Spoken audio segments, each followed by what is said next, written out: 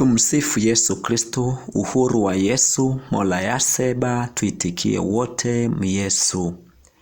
Roho Mtakatifu wa Yesu ananena na ulimwengu, pinga ushoga na roho zote za kuzimu na kuziombea kwa jina la Yesu.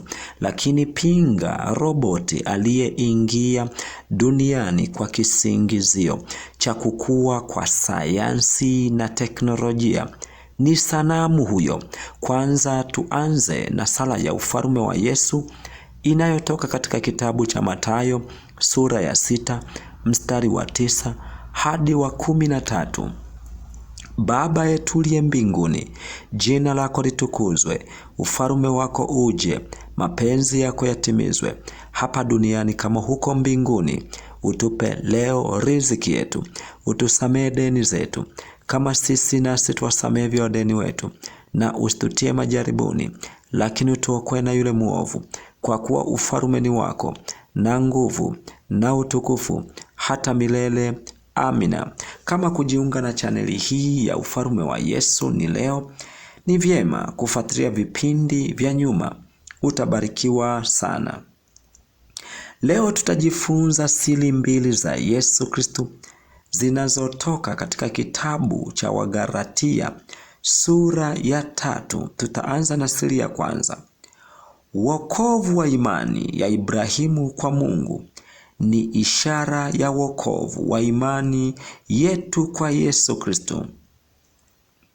Wagalatia 3 mstari wa 1 hadi wa 14 inasema, enyi Wagalatia msio na akili, ni nani aliyewaloga ninyi ambao Yesu Kristo aliwekwa wazi mbele ya macho yenu ya kuwa amesulubiwa? Nataka kujifunza neno hili moja kwenu. Je, mlipokea roho kwa matendo ya sheria au kwa kusikia kunatokana na imani? Je, mmekuwa wajinga namna hii? Baada ya kuanza katika roho, mnataka kukamilishwa sasa katika mwili? Mmepatikana na mateso makubwa namna hii bure? Ikiwa ni bure kweli, basi yeye awapaye roho na kufanya miujiza kati yenu, je, afanye hayo kwa matendo ya sheria au kwa kusikia kunakotokana na imani? Kama vile Ibrahimu alivyomwamini Mungu akahesabiwa haki, fahamuni basi ya kuwa wale walio na imani hao ndio wana wa Ibrahimu. Na andiko kwa vile lilivyoona tangu zamani kwamba Mungu atawahesabia haki mataifa kwa imani, lilimhubiri Ibrahimu habari njema zamani, kusema katika wewe mataifa yote watabarikiwa. Basi hao walio wa imani hubarikiwa pamoja na Ibrahimu aliyekuwa mwenye imani. Kwa maana wale wote walio wa matendo ya sheria wako chini ya laana. Maana imeandikwa, amelaaniwa kila mtu asiyedumu katika yote yaliyoandikwa katika kitabu cha Torati ayafanye. Ni dhahiri ya kwamba hakuna mtu ahesabiwaye haki mbele za Mungu katika sheria, kwa sababu mwenye haki ataishi kwa imani. Na Torati haikuja kwa imani, bali ayatendaye hayo ataishi katika hayo. Kristo alitukomboa katika laana ya Torati, kwa kuwa alifanywa laana kwa ajili yetu, maana imeandikwa, amelaaniwa kila mtu angikwaye juu ya mti, ili kwamba baraka ya Ibrahimu iwafikie mataifa katika Yesu Kristo, tupate kupokea ahadi ya roho kwa njia ya imani. Nini tunafundishwa hapa?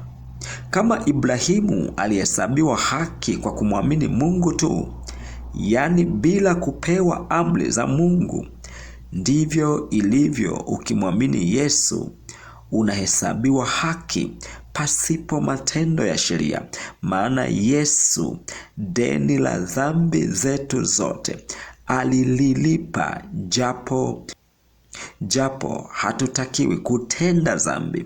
Na kama tukitenda dhambi kwa bahati mbaya, tusamehewe na tuombe msamaha mbele za Mungu.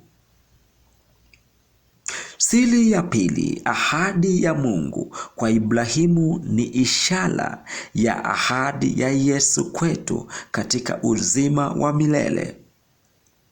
Wagalatia 3:15 hadi 29 inasema, ndugu zangu, nanena kwa jinsi ya kibinadamu, lijapokuwa ni agano la mwanadamu, hata hivyo likiisha kudhibitika, hakuna mtu alibatilishaye wala kuliongeza neno. Basi ahadi zilinenwa kwa Ibrahimu na kwa mzao wake. Hasemi kwa wazao kana kwamba ni wengi, bali kana kwamba ni mmoja, kwa mzao wako, yani Kristo.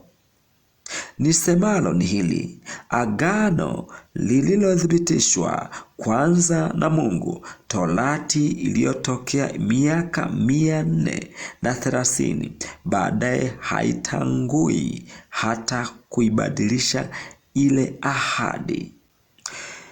Nisemalo ni hili: agano lililothibitishwa kwanza na Mungu, Torati iliyotokea miaka 430 baadaye, hailitangui hata kuibatilisha ile ahadi.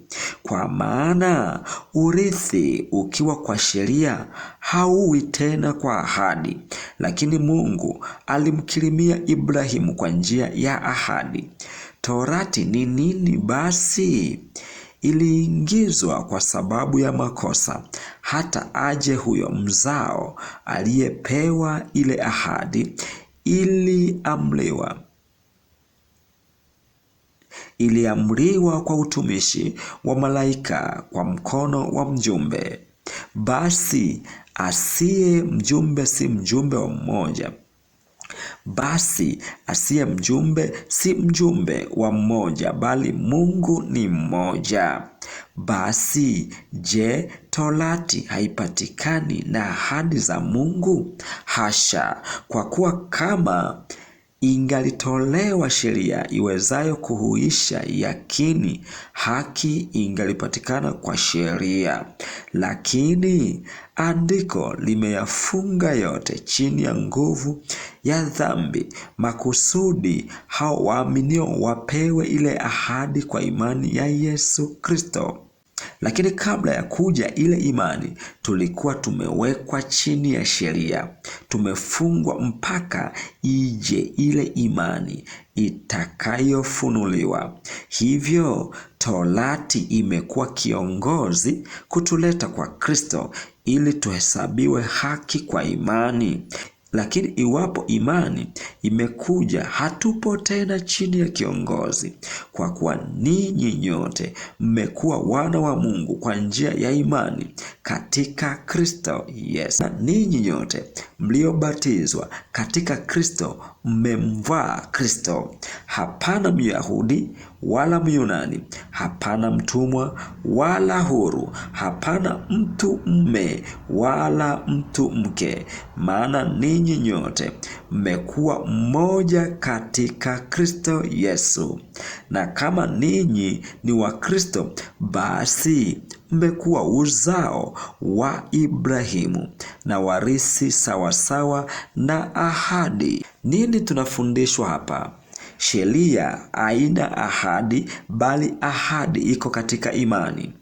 Torati ilitakiwa ije kwanza, ndipo Yesu Kristo aje kutuokoa katika Torati. Maana yake ni nini? Thamani ya Yesu Kristo ipo katika Torati. Yaani bila Torati hakuna Yesu, yaani hakuna Mwokozi. Mfano, Yesu angekuja duniani kufanyaje sasa? Bila Torati angekuja kuokoa nini? Pasipo sheria, pasipo Torati. Hivyo Mungu ili atuokoe, ilibidi atengeneze mkakati wa kuleta sheria ya Torati kumtumia mtumishi wake Musa, ili atakapokuja Yesu Kristo apate kutuokoa kupitia Torati hiyo, kwa sababu pasipo Torati tusingeweza kuokolewa.